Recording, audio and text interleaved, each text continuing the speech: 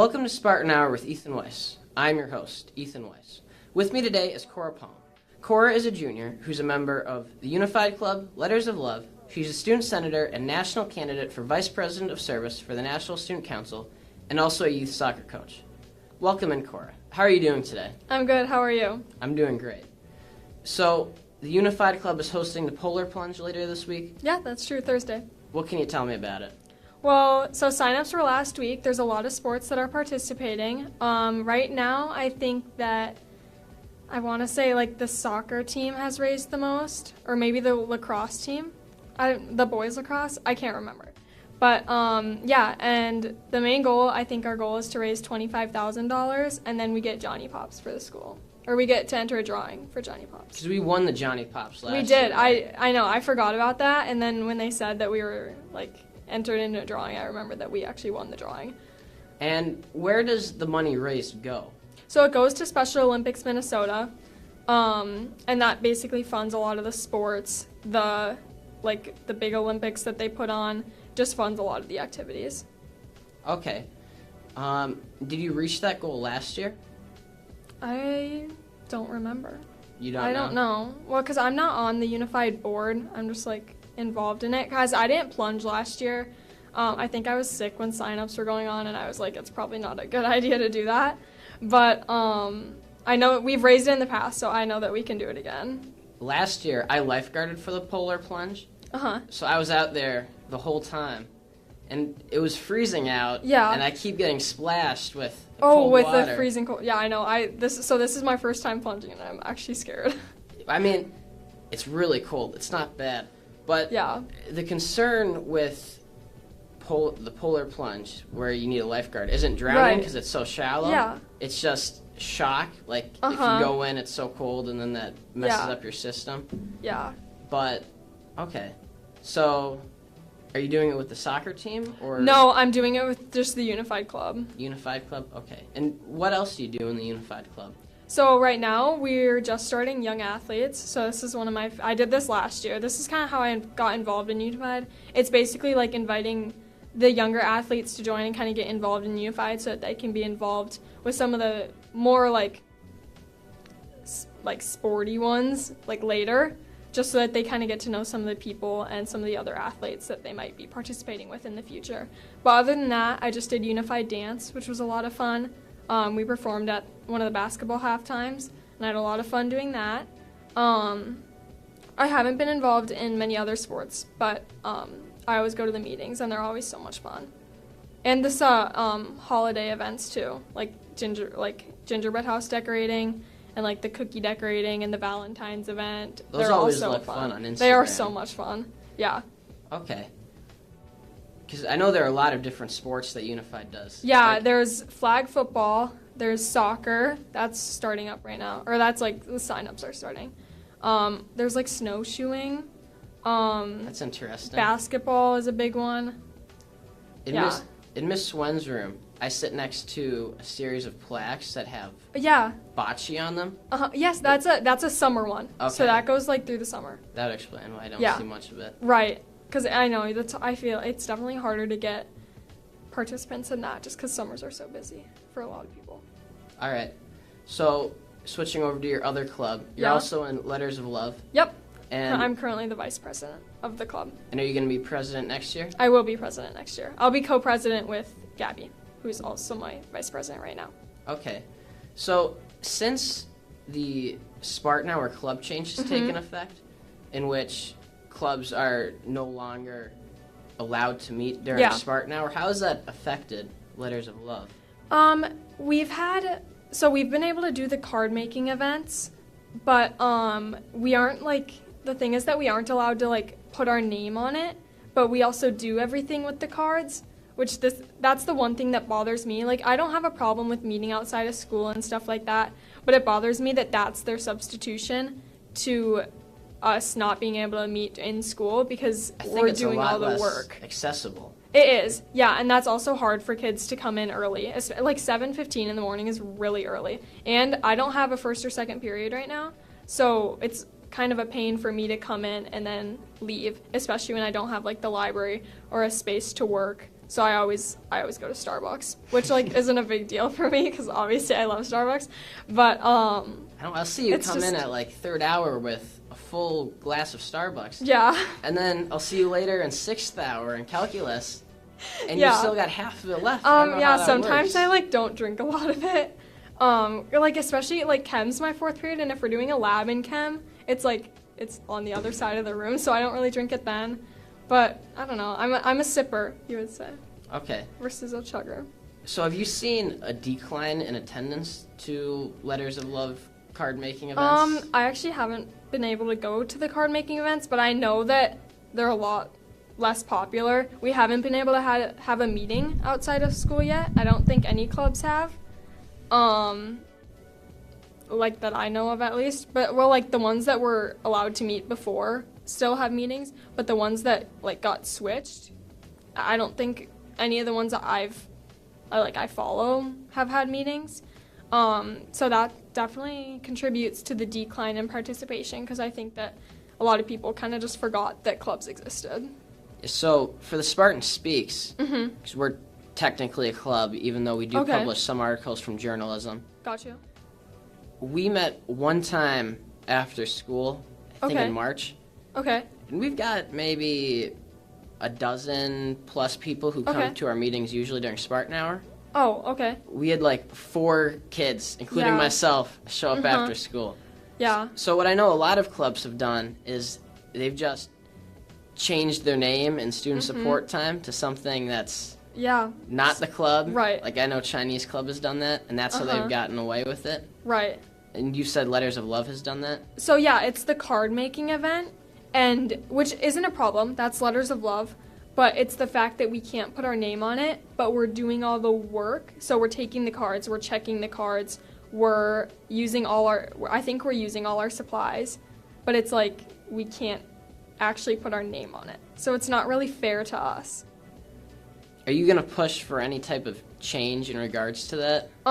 No, but I think I am going to push just to have more meetings outside of school so that we can put our name on them. Because I haven't been, like, acclimated to the actual global Letters of Love, like, rules for what it means to be a club. Does that make sense? Like, I don't know how many meetings, like, we have to have, that kind of things. So there's probably going to be change, like, I want to have morning meetings because I want to be able to actually, like, post on the Instagram. Like, right now the Instagram's, like, dead. Like, no, we haven't posted for, like, months because we haven't been able to have a meeting.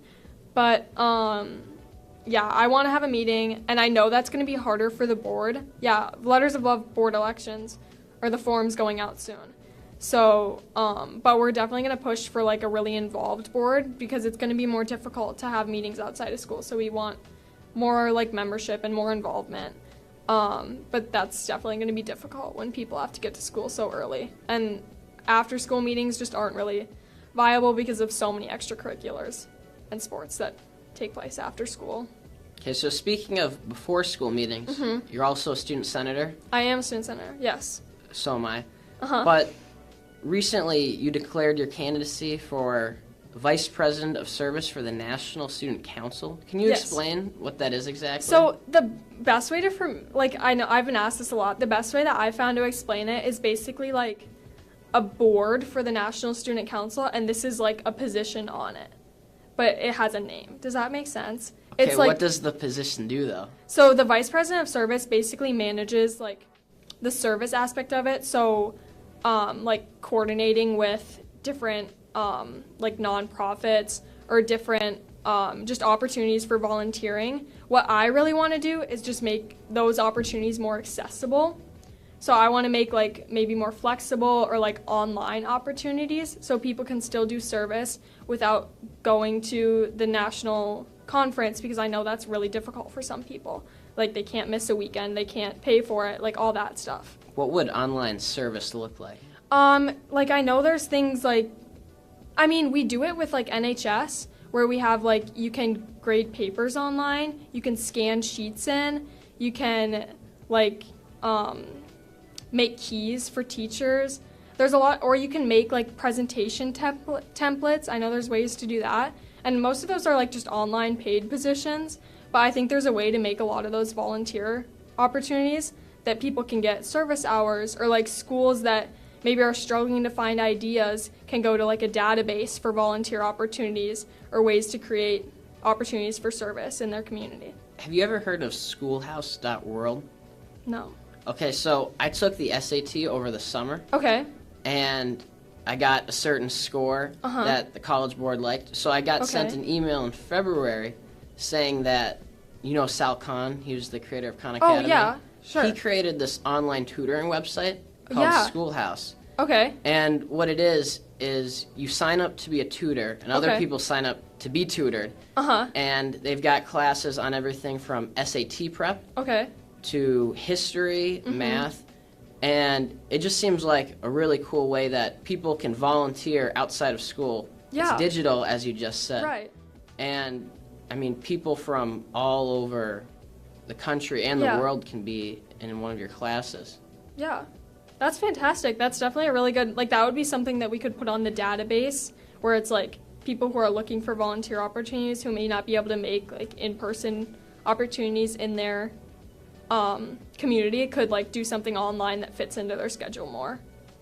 Okay, so when is the election for this position? So campaigns started April 1st, and they go through April 19th, and then voting starts April 20th to 30th.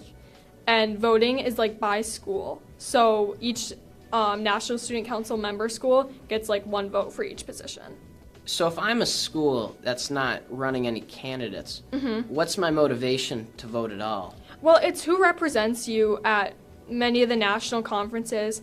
We speak with, many of the board members now, like, speak with legislators, and they have a lot of the say of, they plan the conferences and stuff like that. So you have more of a say in, like, or it helps you pick who you want, like, who you trust to make National Student Council fun, and who you trust to make it, like, inspiring or, like, worth your time even. Because if you don't have board members that are really devoted to making it, like, worth your money or time if you're going to these conferences, then you don't really have an incentive to even, like, be a member school in the first place. Okay, so you're running against 3 other candidates. What do you think your odds are of getting elected? Good? I don't know. It's really a toss-up for me just because it's, like, it's a lot different than anything that I've ever, like, run for or anything like that, because really the only things that I've, like, ran for are, like, just general student, like, Senate elections, and that's just with your own grade in your own school. But, like, national, that's, like, way big, so the only, like, there's limited ways that you can campaign yourself. So it's, like, am I really reaching out to everyone nationally? Am I reaching out to even everyone in Minnesota? Am I, like, how many people can I actually reach when I'm just on Instagram? And that's, like, the hard part is, I don't know, because, like, even my school, it was, like, we didn't even know about this before, like, we gained interest in it this year, just because it was, it was never really shown to us. Like, we never had, like, I guess no one was ever really interested in it, but it was also just, like, there's some communication aspects that go into that where it's, like, are all these opportunities really being, like, offered to everyone? Yeah, I didn't even know it existed before you said you were going to run. Yeah, many people didn't. I think that, and the other thing is, like, some people definitely want to make more of a local impact. Like, I love my community. Like, I love making a local impact. That's why I do so much volunteer and work in my community. But it's, like, some people don't have the time. Some people don't understand. Like, a lot of people just don't understand what it really is, I think, is the main part. All right, so going back to the Orono Student Senate. Yeah. Last week, we announced our prom theme. We did, yes. It's Midnight Masquerade. Yes, I'm so excited. Can you explain exactly what that is? So the Midnight Masquerade, basically, it's going to be kind of like a dark, we wanted to do like a garden vibe, but we couldn't figure out how to make that best into the name. But we're going to do kind of like a dark, like flower, dark greens, dark blues, dark purples, like for the decorations. And then we're going to have fun masquerade masks for people to put on, take pictures with, anything like that. But people don't have to wear those masks. They don't have to wear them if they don't want to, yeah. Okay, I've had some people come up to me and ask, Ethan, am I going to have to wear a mask at prom? No. I'm like, I don't think so. I think that a lot of people might just put them on to take a few photos because it's fun that way. It just fits into the theme, so, yeah. What else can students expect at prom? So there's going to be the kind of like itinerary is going to be Grand March is going to be at 6, and then everyone's going to be at the Metropolitan, which is a ballroom venue, at 7:30, and then we'll have some activities there. It's going to kind of be like mingle time, and then dinner will be served. We have a catered dinner. There's 3 meal options, and then there's like coloring sheets. We're going to have a Kahoot. There will be a video about prom court. So there's a lot of fun activities, and then there's also dessert that are like chef crafted. We saw examples of them when we visited. They looked super fun and good. Like I had them last year when we went to pick them up, like clean up after them, and they were really good. I took like a whole box home. They were so good. But yeah, that's a lot. I mean, that's most of it, and then there's obviously a dance too. But yeah, I'm super excited. Okay. So, you're also a youth soccer coach, but you don't actually play soccer anymore, do you? No, I played up until freshman year at Orono, and then I think I played my spring season freshman year, my club season, and then I stopped playing. Why'd you stop playing? Some like my knees hurt, and I kind of just like didn't love the sport anymore, whether that was because of my coach or like I had one specific coach that I didn't like very much. And I kind of just like lost the love for the sport over time, but I got back into coaching last year, and I've loved that so much more than actually playing. Yeah, I coached swim team in the summer, and I fun. really enjoy that too. I know. What age do you coach? There's a big range. Oh, okay. I think like 2nd grade all the way up to middle school. Oh, wow. Okay. But I enjoy the swimmers. Some of them are kind of funny, and like they've got no perception. Some of my kids are funny too. They've got like no perception of age. They'll ask me, "Ethan, are you married? Do you have any kids?" I'm like, yeah, I'm trying to think of I'm what. I don't remember what some of my kids have asked me, but it's the same thing. I work at my church too, and the kids have no perception of like how old I am. I remember like I worked there for like 2 or 3 years, and they would ask me like 2 years ago. They would be like, do you have your license? Do you have a real job? And I'm like, no, I'm like in school. a real job? Yeah. Yeah, they thought like I work in an office or something. What do you want to do? I don't it's a hard question for me. I don't really know what I want to do. It's funny, I work with kids all the time, like all day. But I don't really want to do anything with kids. I don't know. The main thing is that I want to be able to help people, and I want to make an impact. But, I mean, I already do that. So, I just want to, I want to do something that makes me happy. I don't want to, be stuck in an office all day for the most part. I don't want to do something that's super hands-on either. But I know some of those, contradict each other. Yeah. Do you have any idea where you want to go for college? Right now I'm looking more East Coast for the most part, but there's some Midwest schools that I'm definitely interested in. But I still have a long list to explore a little bit more. I haven't gone on any visits yet, so I'm still kind of in the exploring phase. Are you going to do any visits this summer? Yeah, I probably will. It's definitely hard to work it into my schedule. I'm going to be a summer camp counselor this summer, and obviously I have a job. So, there's some things that, it's going to be hard to fit in, but I think I'll do a few weekend visits, hopefully. Where are you going to be a camp counselor? My church does a church camp every summer that I've gone to since, I think kids start going when they're going into 3rd grade, and I've gone every year since. So Weiss Community Church summer camp. It's up in Alexandria, or a little south of Alexandria, I think. My brother was a camp counselor for Camp Christmas Tree. Oh, I used to go to Camp Christmas Tree. I used to do the day camps. How long ago was that? When I was 10 probably. Oh, okay. Between 7 and 10. My brother did it as recently as 3 years ago. Yeah, I wouldn't have had him as a counselor. Yeah, he really enjoyed it. So I know those. Yeah, and it's a lot of the kids that I work with at church go to the summer camp. So I'm working with some of the same kids, but also new ones, and I really enjoy that. That sounds great. Yeah. Well, thank you, Cora, for the conversation. That's all today. Yeah, absolutely. So be sure to like and subscribe. This has been Spartan Hour with Ethan Weiss. We'll see you next time.